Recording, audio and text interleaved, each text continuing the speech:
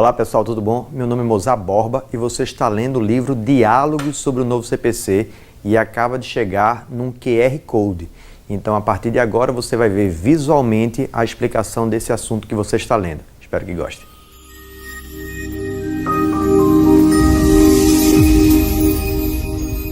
A aula agora, esse ponto, essa videoaula que nós vamos trabalhar é sobre a sistemática dos precedentes vinculantes no novo CPC. Você acabou de ver uma série de informações sobre os precedentes vinculantes e agora eu quero que você entenda como é que vai funcionar isso no nosso dia a dia, ok? Lá no artigo 927, ele elenca o que seriam os precedentes vinculantes, estabelece quem é que vai gerar esses precedentes vinculantes, né? O controle concentrado do STF, as súmulas vinculantes do Supremo Tribunal Federal, os recursos repetitivos do STF e do STJ, o recurso extraordinário e o recurso especial repetitivo. Ele fala do incidente de resolução de demanda repetitiva, do incidente de assunção de competência, ele fala lá das súmulas dos tribunais locais. Você tem lá no artigo 927 as hipóteses dos precedentes vinculantes. Muito bem, se você tem um precedente vinculante desse que diz, olhe, tal lei, tal matéria deve ser julgado desta forma.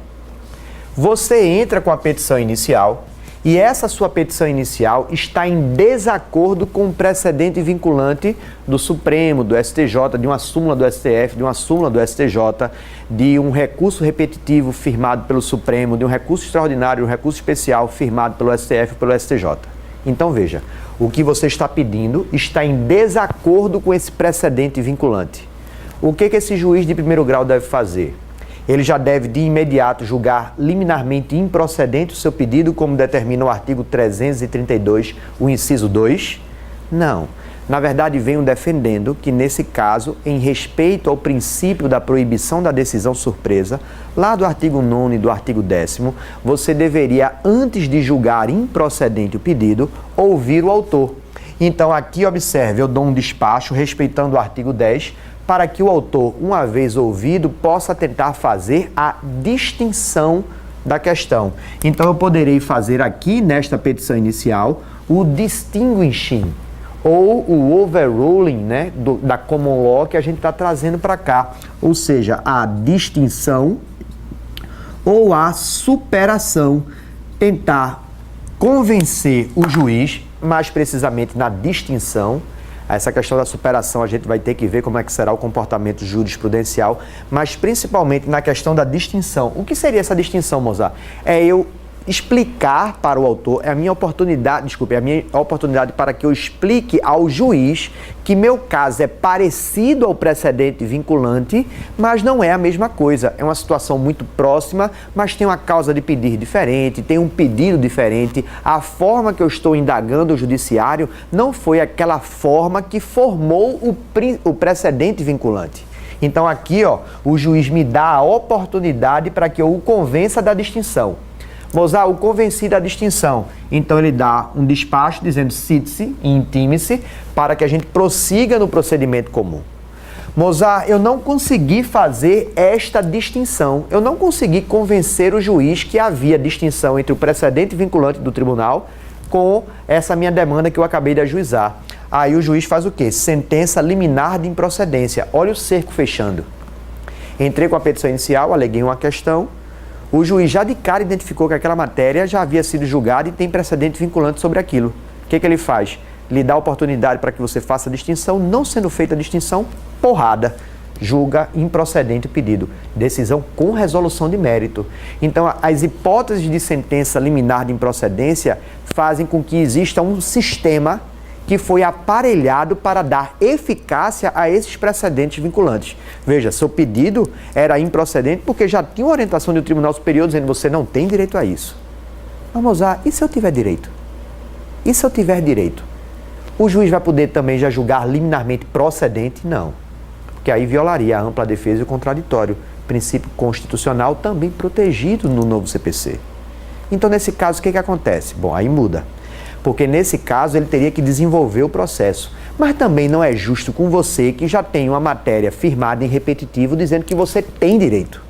Se você tem direito, o correto era já dar isso. Mas como é que eu já posso dar se eu não respeitei a ampla defesa e o contraditório? É aí que surge no novo CPC as tutelas de evidência, que estão lá no artigo 311, que são uma espécie de tutela provisória. Essa tutela de evidência, por exemplo, a do inciso 2, pode ser concedida liminarmente. O que seria essa concessão liminar? É a concessão sem ouvida do réu. Mas Mozart, então, aí estaria violando a proibição da decisão surpresa, porque o juiz estaria dando uma decisão contra o réu sem ele antes ter sido ouvido. Não. Mas por que não estaria violando a decisão surpresa? Porque o artigo 9º, no parágrafo único, no inciso 2, diz que poderá, nesse caso, excepcionalmente, ser concedida a decisão sem a ouvida da parte contrária. É o sistema se fechando. Então, veja, aqui embaixo eu estou te dando improcedência porque seu caso estava em desacordo com o precedente vinculante. Aqui em cima eu já estou dizendo, ok, tome logo, receba logo, porque o seu pedido está de acordo com o precedente vinculante. Tutela de evidência. Mas esse processo vai prosseguir depois? Sim, porque isso aqui é uma tutela provisória. E depois ele vai confirmar isso na sentença, provavelmente. Quando ele confirma isso na sentença, agora está tudo pronto. Olha, você ganhou em definitivo por causa da sentença. Mas, Mozart, definitivo nada, porque esse cara vai poder apelar. Imagine que é uma indenização em dinheiro, que eu já queira receber o dinheiro. Não posso ainda executar porque o cara apelou. Essa apelação tem efeito suspensivo. Tem não. Nesse caso não tem. Por que não tem? Porque se você for lá no artigo 1012, inciso 5, ele diz que a apelação que ataca a sentença, que confirma, concede tutela provisória, e tutela de evidência é uma espécie de tutela provisória, ela não tem o efeito suspensivo. Justamente para que você possa, mesmo que ele apele, na pendência desse recurso, você já iniciar a execução provisória, que é aquela execução que corre com base em sentença, ainda com recurso pendente de julgamento, mas como esse recurso não gerou efeito suspensivo, que era a hipótese do 1012, inciso 5, você já pode iniciar a execução. Mozart, mas se eu fizesse a execução provisória, essa execução provisória ela é bacana porque eu já inicio, mas eu não posso levantar o dinheiro sem prestar caução. E se eu tiver que prestar caução, é dose, Mozart. Porque imagina, eu vou ter que dar lá um bem meu em garantia, vou ter que prestar uma fiança bancária para poder levantar o dinheiro. E isso, beleza, é bom, mas ainda não é o perfeito. Mas, amor, tem uma novidade, tem uma outra novidade aqui.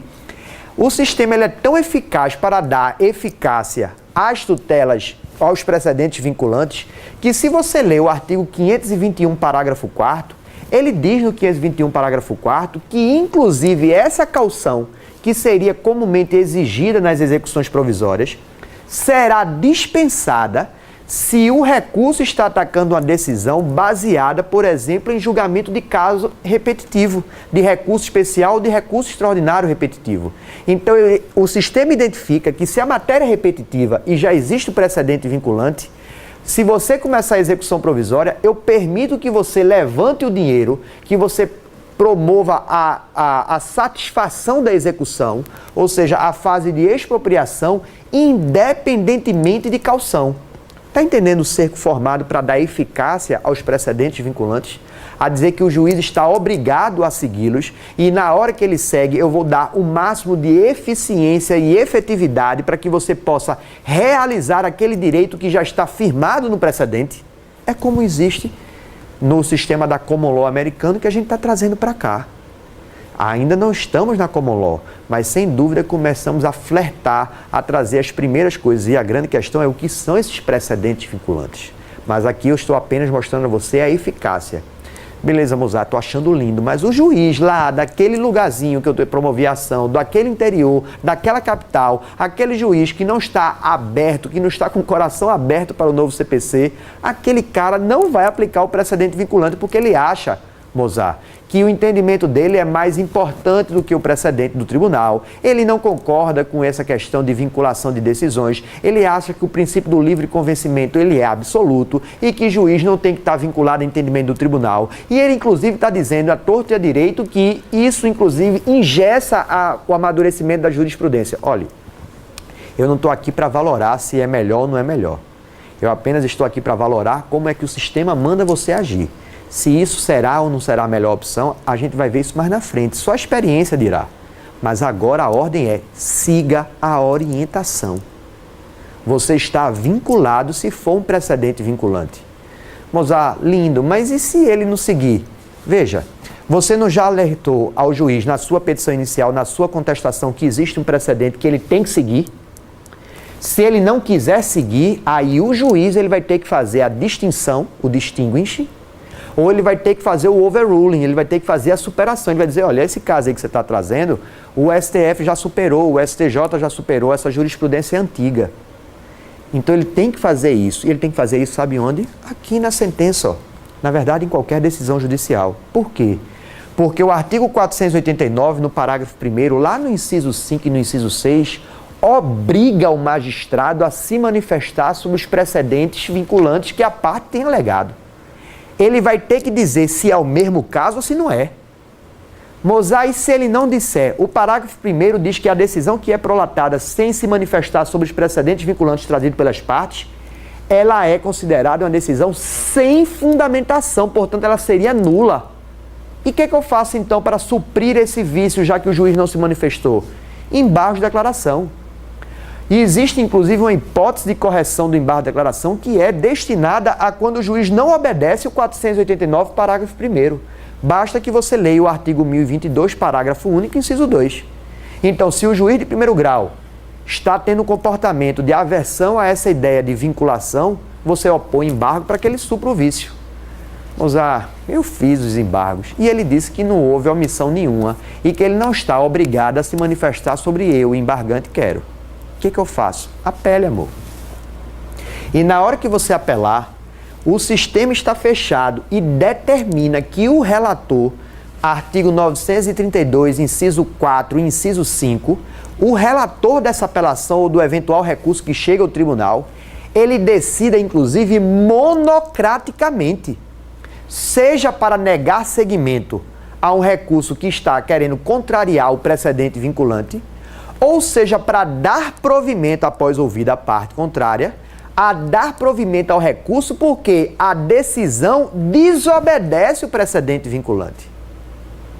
Então, amor, tenho certeza de que os precedentes vinculantes vieram para formar um sistema armado e muito bem armado para forçar o cumprimento das ordens. Porque a lógica do precedente vinculante é acabar com o que a gente chama de loteria.